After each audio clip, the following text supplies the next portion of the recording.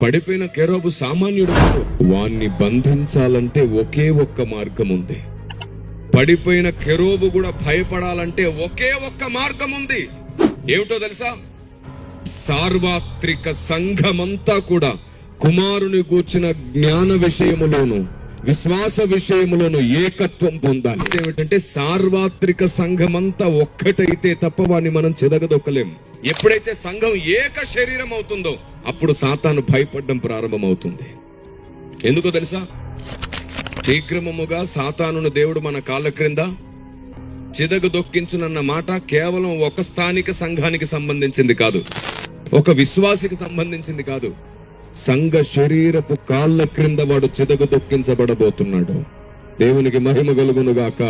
ఇప్పుడు నేను ఒక మాట చెప్తాను. నిన్ను చూసి కూడా భయపడాలంటే ఆయన చెప్పే సర్వసత్యం, ఆయన జ్ఞానం, ఆయన చిత్తానుసారమైన మర్మం నీలోనికి వస్తే వాడు నీకు కూడా భయపడాల్సిన పరిస్థితులు వస్తాయి.